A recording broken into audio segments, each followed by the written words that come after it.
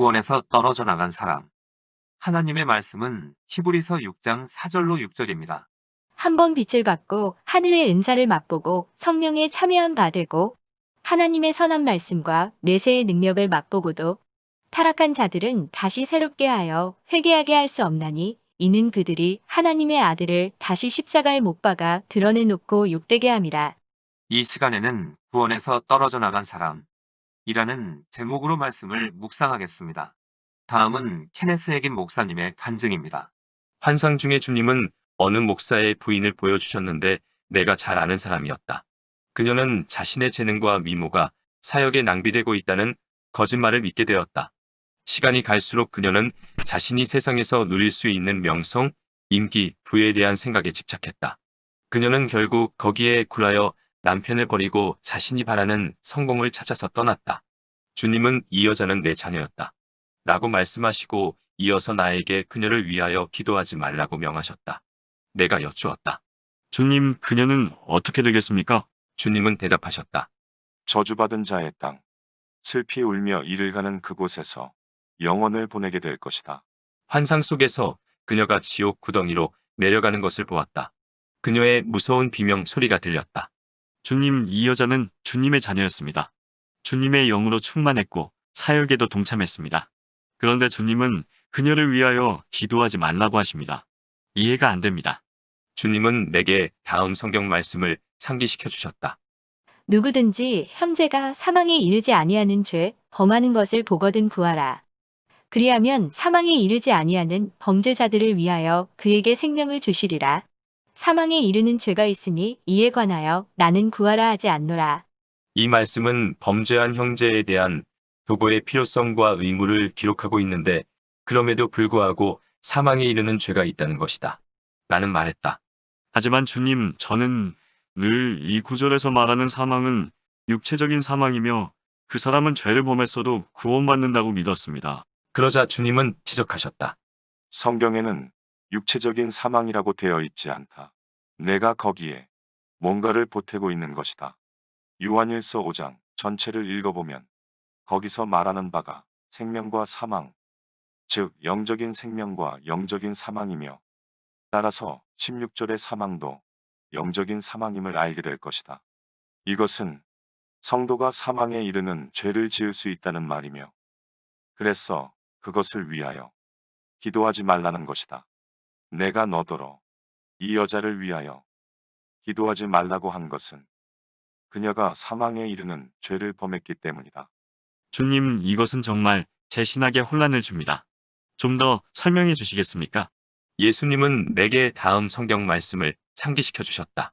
히브리서 6장 4절로 6절에 한 번 빛을 받고 하늘의 은사를 맛보고 성령에 참여한 바 되고 하나님의 선한 말씀과 내세의 능력을 맛보고도 타락한 자들은 다시 새롭게 하여 회개하게 할 수 없나니 이는 그들이 하나님의 아들을 다시 십자가에 못 박아 드러내놓고 욕되게 함이라.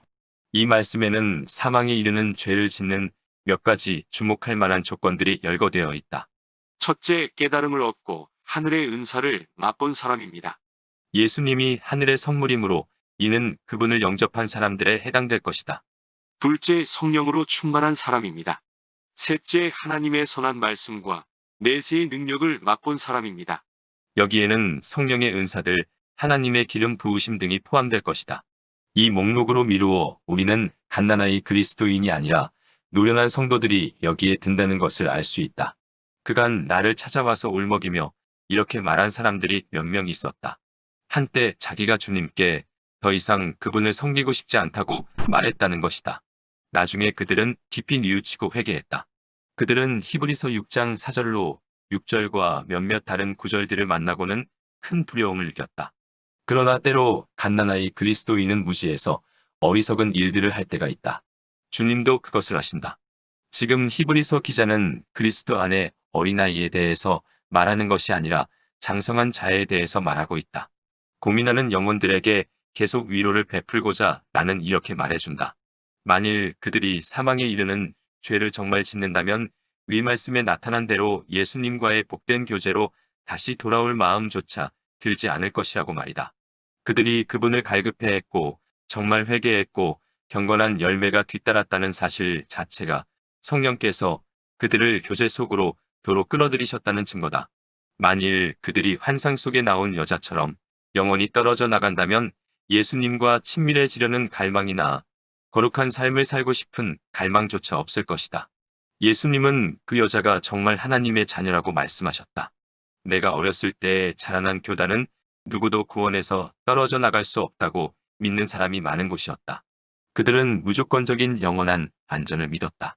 그래서 나는 이것은 정말 제 신학에 혼란을 줍니다. 라고 말했던 것이다.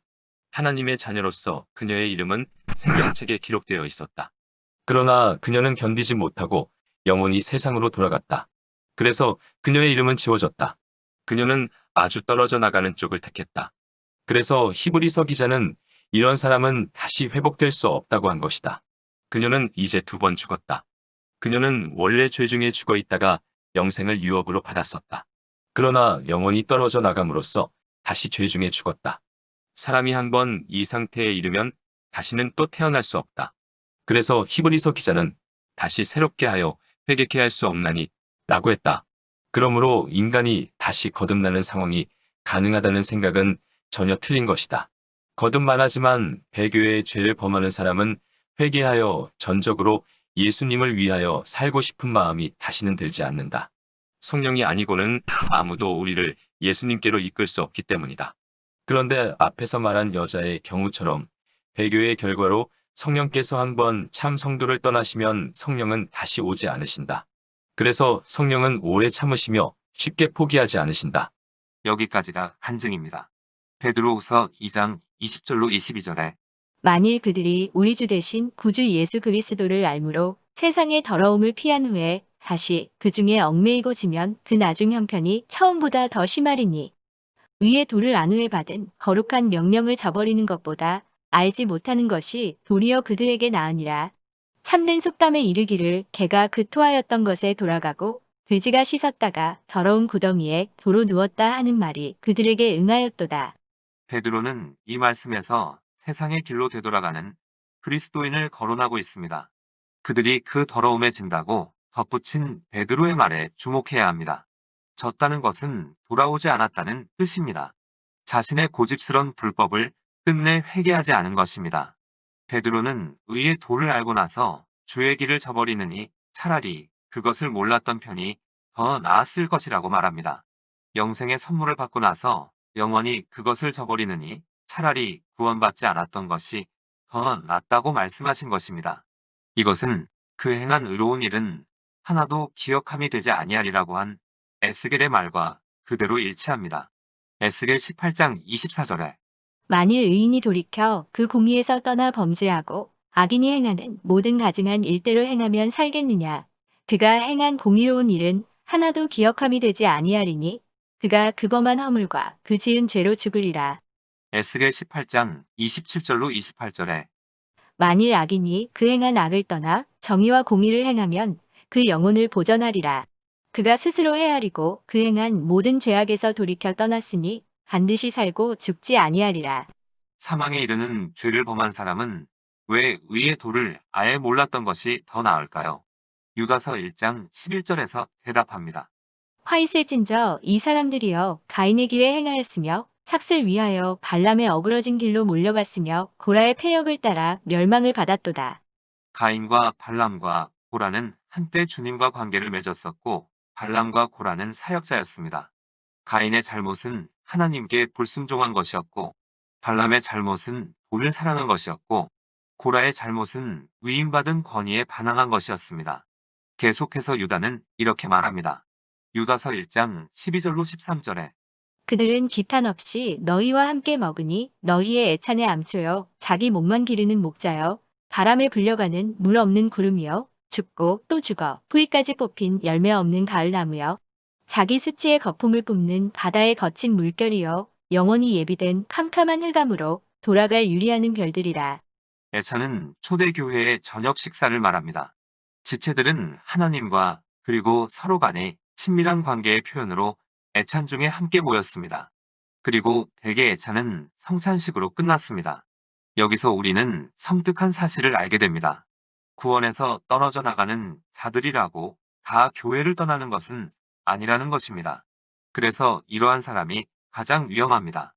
갓난아이들, 양심이 연약한 자들, 상처가 있는 자들에게 미치는 배교자의 영향력이 치명적이기 때문입니다. 고라는 이런 유형의 본보기입니다. 그는 아론의 협동 사역자였으나 모세와 아론에게 이렇게 말했습니다. 민수기 16장 3절에 너희가 분수에 지나도다. 회중이 다 각각 거룩하고 여호와께서도 그들 중에 계시거늘 너희가 어찌하여 여호와의 총회 위에 스스로 높이느냐? 결국 고라의 영향력 때문에 지도자 250명과 회중 1만 4,700명에게 죽음의 심판이 임했습니다. 유다는 암초라고 칭한 배교자들이 은혜의 헛되이 안심하고는 회중 가운데 남아있다고 말하고 있습니다. 한때는 이들도 은혜 가운데 행했으나 이제는 하나님에 대한 두려움을 잃고 자기만 챙기는 삶으로 은혜를 오해하였습니다. 하나님이 그들 중에 계시거늘이라고 한 보라의 말에 주목해야 합니다. 이튿날 땅이 열리면서 그를 산채로 지옥에 삼켰으니 그도 헛되이 안심하고 살았습니다.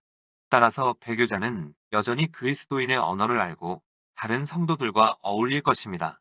유다는 이 사람들이 죽고 또 죽었다고, 즉, 2번 죽었다고 지적합니다. 어떻게 사람이 2번 죽을 수 있을까요? 본래 죄 중에 죽어 있다가 중생으로 영생을 얻었는데 회개하지 않는 고집스런 죄로 말미암아 비참하게 다시 죽은 것입니다. 진리를 떠나서 그 상태로 남아있는 그리스도인은 영원히 죽는다고 한 야고보의 말을 기억해야 합니다. 요한도 성도를 사망에 이르게 하는 죄가 있다고 했습니다. 둘 다 2번 죽은 사람을 지칭하고 있습니다. 유다가 말한 영원히 예비된 캄캄한 흑암은 최악의 영원한 형벌을 뜻합니다. 재림과 심판에 관한 예수님의 말씀에서 이것을 똑똑히 볼 수 있습니다. 예수님은 말씀하십니다. 누가복음 12장 37절과 45절로 48절에 주인이 와서 깨어 있는 것을 보면 그 종들은 복이 있으리로다. 만일 그 종이 마음에 생각하기를 주인이 더디 오리라 하여 남녀 종들을 때리며 먹고 마시고 취하게 되면 생각하지 않은 날 알지 못하는 시간에 그 종의 주인이 이르러 어미 때리고 신실하지 아니한 자의 받는 벌에 처하리니 주인의 뜻을 알고도 준비하지 아니하고 그 뜻대로 행하지 아니한 종은 많이 맞을 것이요 알지 못하고 맞을 일을 행한 종은 적게 맞으리라. 주인의 뜻을 알고도 그 뜻대로 행하지 아니한 종은 구원에서 떨어져 나간 사람, 즉 배교자를 상징합니다. 이 배교자가 동료 종들을 때렸다는 데에 주목해야 합니다. 이는 자신의 이익이나 쾌락을 위해서 다른 사람을 이용하는 생활 방식을 말해줍니다. 배교자는 내일이 아닌 오늘만 생각하고 살아가며 먹고 마시고 취합니다. 그리고 남이야 어찌 되었든 자기만을 챙기며 살아갑니다.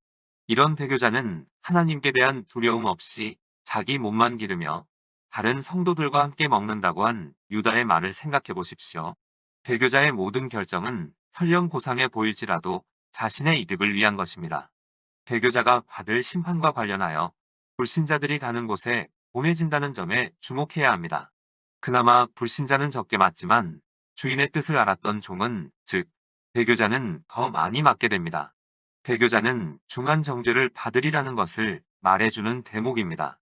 에스겔 10장 18절에 여호와의 영광이 성전 문지방을 떠나서 그룹들 위에 머무르니 에스겔 11장 23절에 여호와의 영광이 성읍 가운데에서부터 올라가 성읍 동쪽 산에 머무르고 먼저 하나님의 영광이 지성소를 떠나고 다음 성전 문지방을 떠나고 다음 하나님의 영광이 동쪽 감람산으로 옮겨갔습니다. 여기에서 우리는 하나님의 슬픔을 헤아려야 합니다. 하나님의 영광이 떠난 예루살렘에 전운의 먹구름이 휘몰아쳤듯이 하나님께서 우리 곁을 떠나면 남는 건 파멸과 죄악뿐입니다. 하나님의 영광은 아름답고 밝으며 영화롭고 거룩하여 인간을 그와 같이 만드십니다. 그러나 인간이 하나님을 떠나면 하나님께서도 그를 떠나고 떠나실 뿐만 아니라 공의로 심판을 내리사 멸망케 하십니다. 이 사실은 부인할 수도 거역할 수도 없습니다. 그러므로 우리는 오직 하나님만을 경외하고 그 말씀대로 살아감으로 하나님의 영광 가운데 거하도록 해야 합니다. 하나님께서는 회개의 기회를 주시며 오래 참으십니다. 그러나 회개의 기회를 잃어버리면 성령은 떠나시고 생명책에서 영원히 이름이 지워져 버립니다.